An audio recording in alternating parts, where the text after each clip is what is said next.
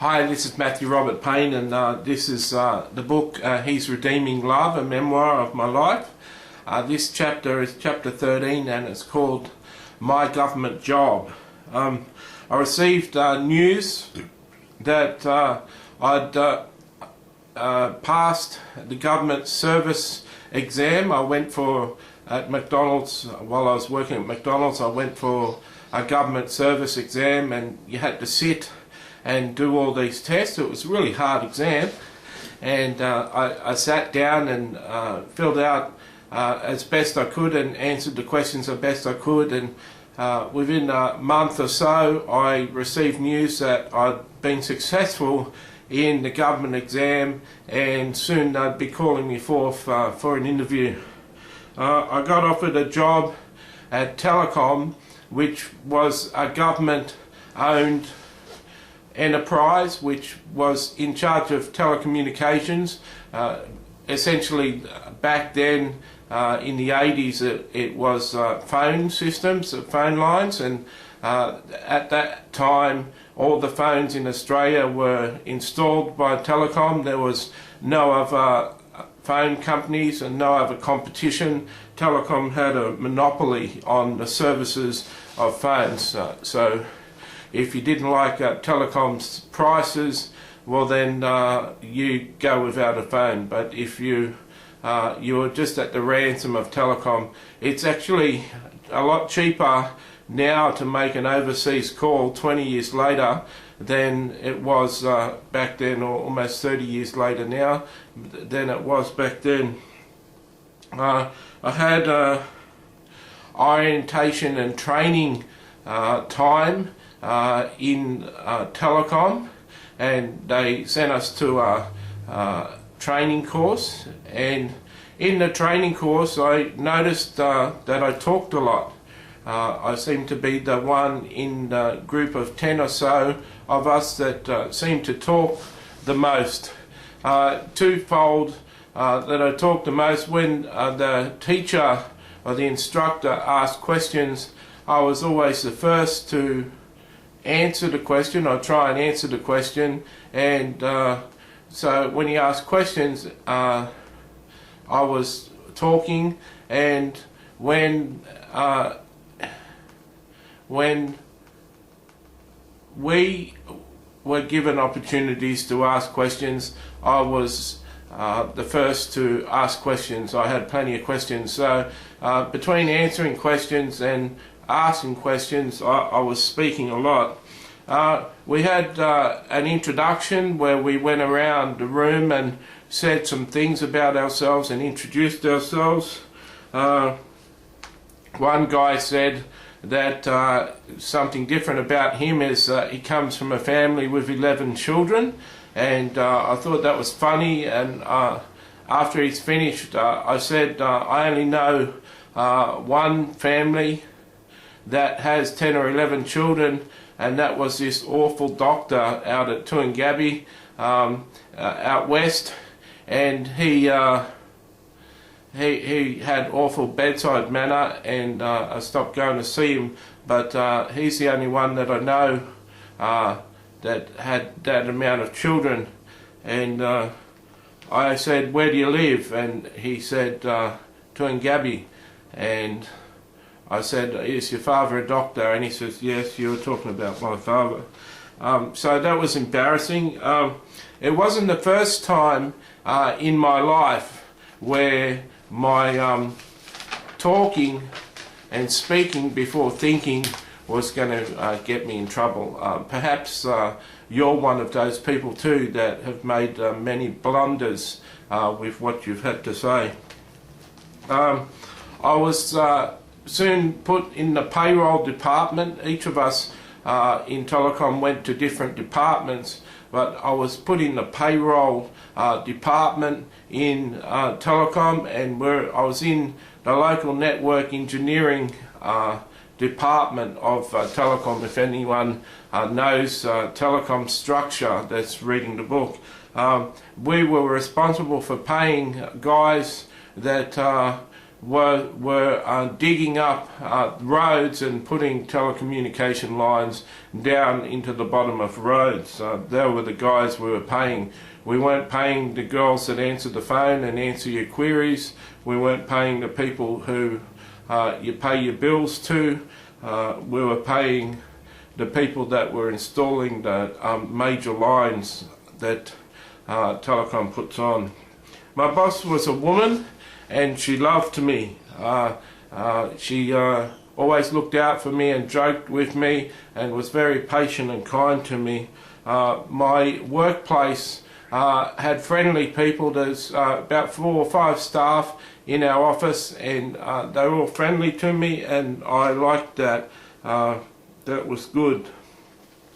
There was another boss that was near my office, and I got friendly with her. I used to pronounce the word Matthew with an F rather than a TH, and I used to say the number 3 rather than 3, and this was just laziness, a speech difficulty that I had growing up. And this lady, I respected this lady, and she said, you can change it, you just need to concentrate and try and change it each time you use those words. And I was able to do that. Her encouragement gave me the belief that I could, and I changed, and so now I say my name Matthew, and no one thinks I'm simple.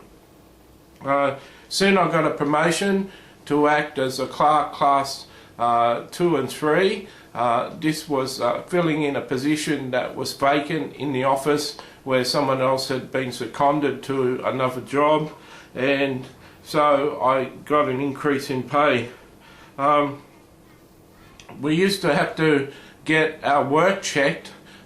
We used to, everyone in Telecom got a base rate, a base pay, their salary, and that was an automatic payment in their bank accounts each week.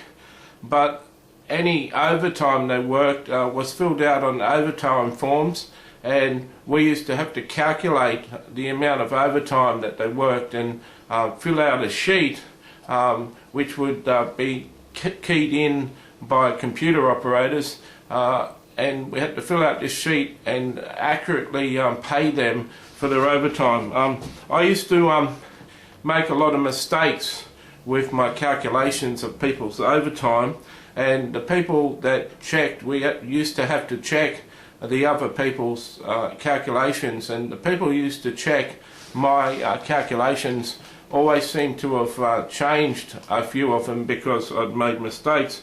I never seemed to get on top of making mistakes. In the 3 years I worked for Telecom, I was always, even though I was transferred to different departments as a payroll clerk, I always seemed to make mistakes. But I was never laid off from the government job.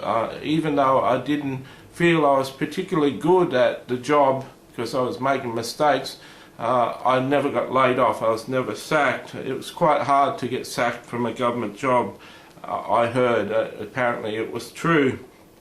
Our guys used to go on workers' compensation. Out of 1,000 staff that we had between the 3 payroll clerks, there was about 70 or 80 active workers' compensation claims where people had hurt their back or their leg or certain things had happened in the workplace and they were claiming compensation. Telecom didn't use an insurance company to pay insurance and pay workers' compensation to people. Telecom was their own insurance agency and they paid their own compensation. And I became somewhat of an expert on workers' compensation. There was a whole lot of forms that were needed, doctor certificates and accident reports and reports of supervisors and all sorts of things. There was a whole, about 10 different forms that had to be filled out before doctors and specialists could be paid by Telecom. This was frustrating for the men who had doctors and had people pressuring them to be paid. It's frustrating that they wanted their workers' compensation pay processed. It was a hassle for them, and so I worked out a way of managing workers' compensation, and I ended up going out to the workforce and teaching supervisors the 10 forms that were needed, and what they to do and how to do those forms and how to request them. And I told the supervisors, unless you're sending me the whole 10 forms at once, there's going to be a delay in processing the workers' compensation. I think the average doctor at that time got paid about 6 months after the person had been to the doctor. And I remember when I trained the people and trained the supervisors and sent letters out to the workers, I remember I got a doctor paid in 21 days. So I was a success in that. There was something I was proud of. I moved all around Sydney when I worked there. One move, I moved out west to a place called Penrith, Penrith, and I moved in with a guy that was a friend of the family in Coffs Harbour, and I'd grown up with him. I secured a second job working part-time at McDonald's, and I worked on weekends, Friday and Saturday night, from 11 o'clock at night to 7 in the morning. In my first job at McDonald's, I worked out the back area as a cook and was a crew trainer, training crew, and back manager who was responsible for the back area and the processes that we did during the day.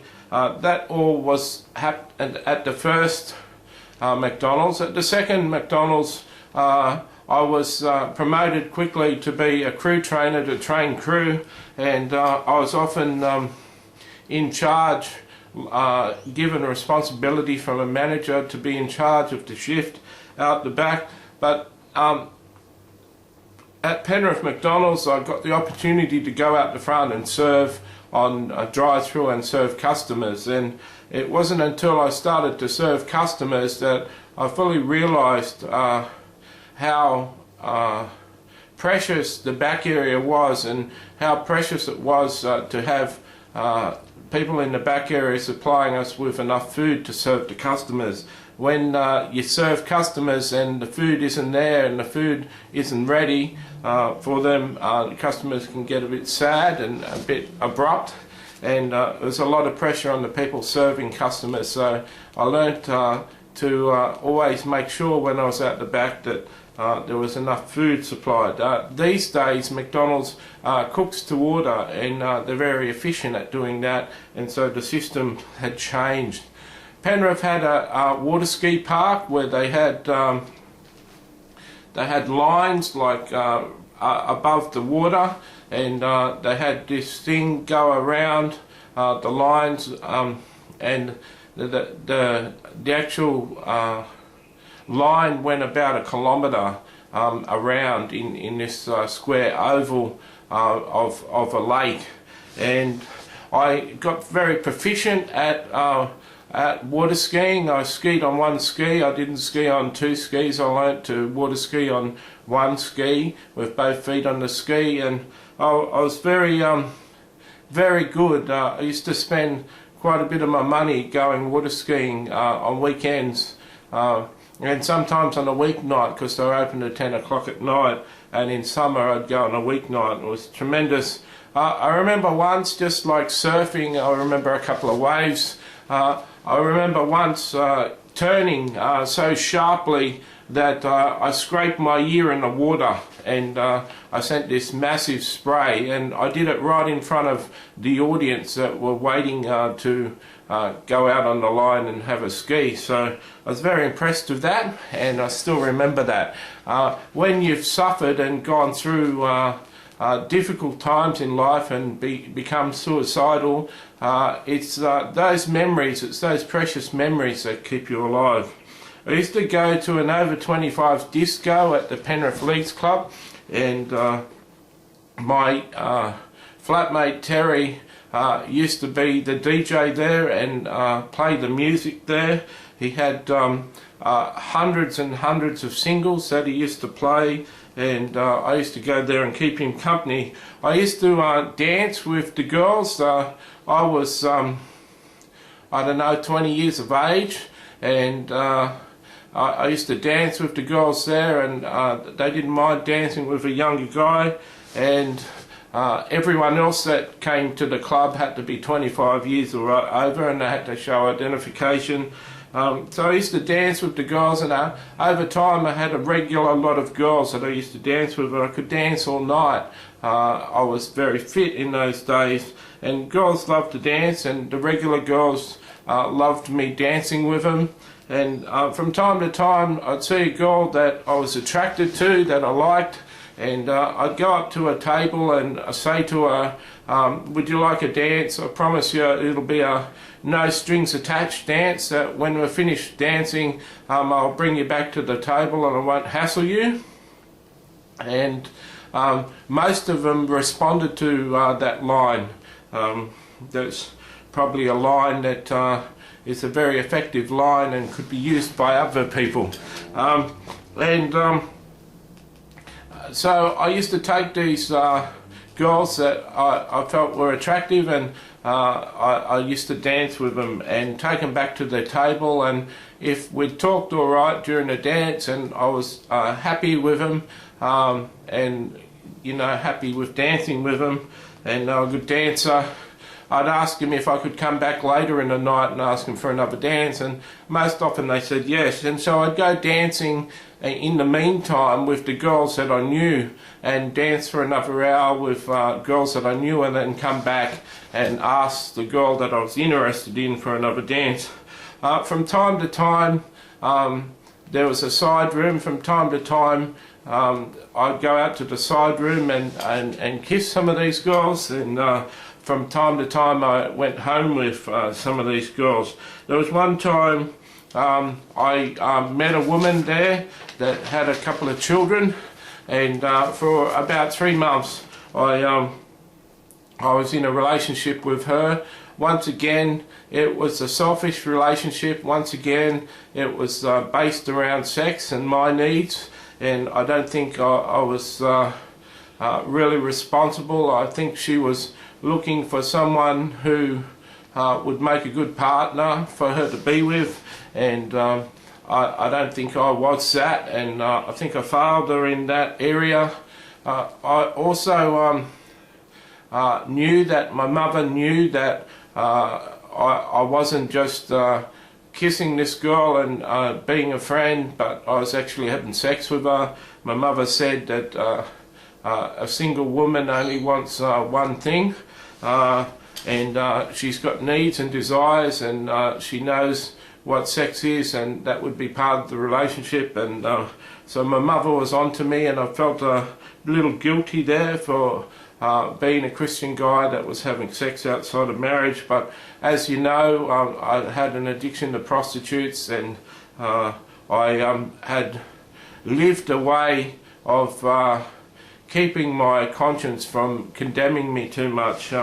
It speaks in the Bible that you can reach a place where your conscience doesn't speak to you anymore and you don't get convicted of sin. And I was in a place where, when it came to sex, that I didn't feel too guilty.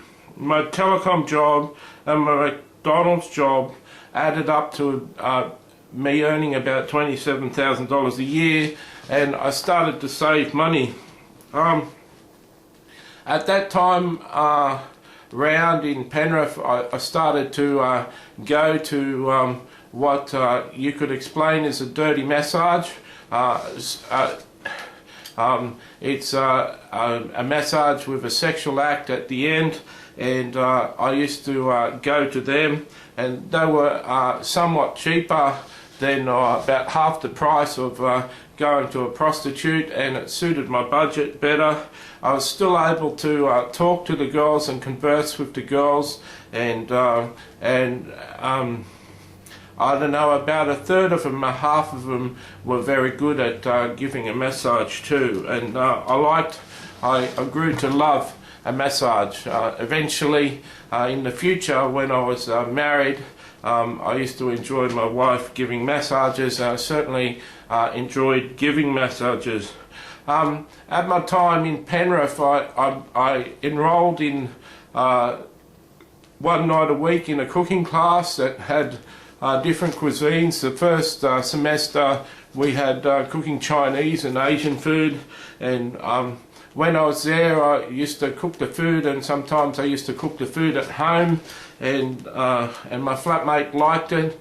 I met a girl there that was a nice girl, and we seemed to hit it off well. I was certainly attracted to her, I got up the courage. We were getting on very well, and I got up the courage to ask her out to be my girlfriend, and she told me no, that she's not an exclusive girl and she doesn't just go out with one man, but she surprised me and said that she had 3 guys in her life that she slept with, and she'd be willing for me to become one of the guys, but she wouldn't be exclusive with any of us.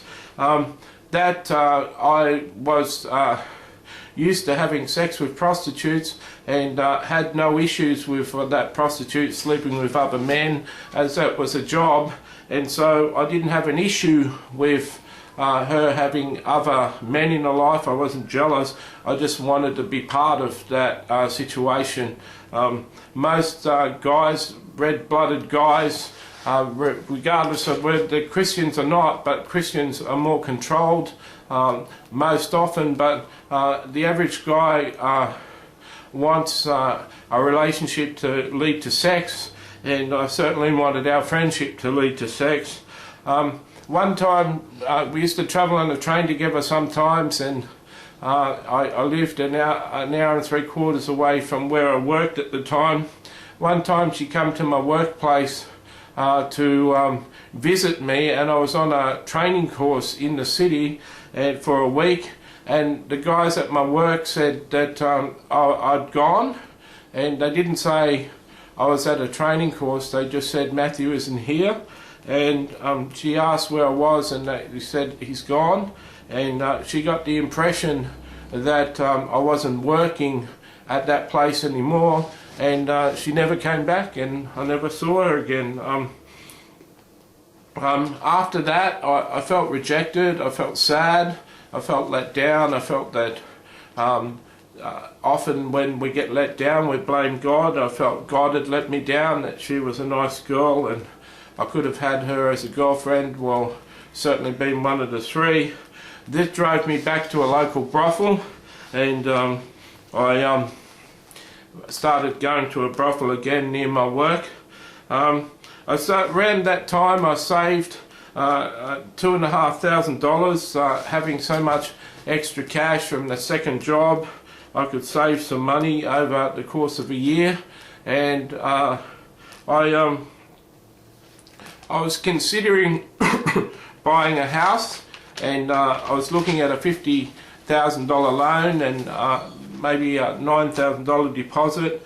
I asked my father for a loan of the $6,000 called a bridging loan, which the owner of McDonald's said I should do, and then pay my father back and pay the bank back at the same time for my house, for my 1-bedroom apartment. And my father refused me. He said I hadn't proven that I was a regular saver, and he couldn't risk the fact that I mightn't pay him back. And I was very angry, very upset with my father for many years over that. I felt that he'd seemed to have been kinder with other children, and I felt really let down.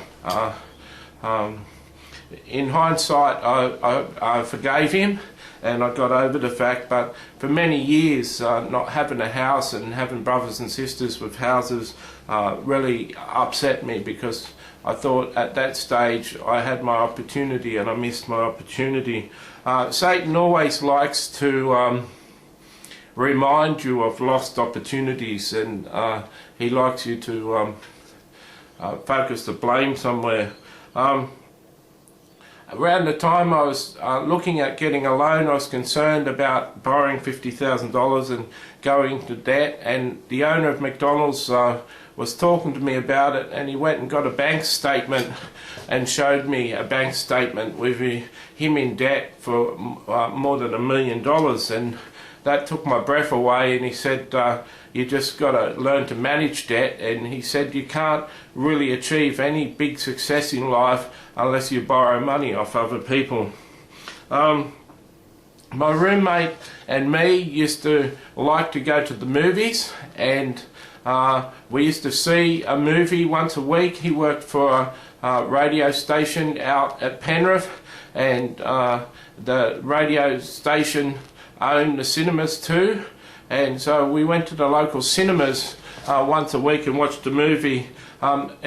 Every second week I had to pay for the drinks and the popcorn, and every second week he paid for the drinks and the popcorn. And over that course I became very used to, I developed a habit in my life of going to movies. I found that movies were a place to escape, a place to feel better about yourself, and a real form of escapism.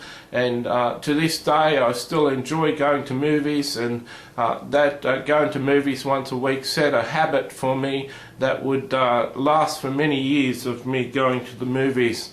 I loved, most of all in movies, I loved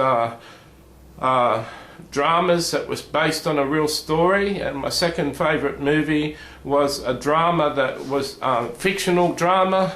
My third favourite movie was a thriller. My fourth major movie that we watched was an action movie, and the last choice of mine personally was a comedy. These days it's basically the same, but rather than I like true life stories now, dramas and fictional dramas, but my third favourite film now is chick flicks. I love to go and see chick flicks, and certainly girls like to go and see them with you. And these days I've got good girls that are friends of mine that I go to the movies with. I had my 21st birthday in Penrith, and all my family, or my mother and dad and my sisters and brothers come to the 21st, and it was a good thing, and I enjoyed the 21st, and we went water skiing on the night. It was a beautiful night, and I had friends that turned up, and it was an exciting time. It's one of the good memories in my life. Like I said, when you suffer, you remember the good times, and they keep you happy, and so that was good. Terry got a job in the city with a radio station in the city, and so he gave me the choice, would I like to move with him to the Northern Beaches and live in an apartment there. He knew that moving to the Northern Beaches in Sydney was an hour and a half, 2 hours away from Penrith, and he knew I'd have to give up my job at McDonald's there, and I decided to move with him. So that's the end of this chapter. God bless.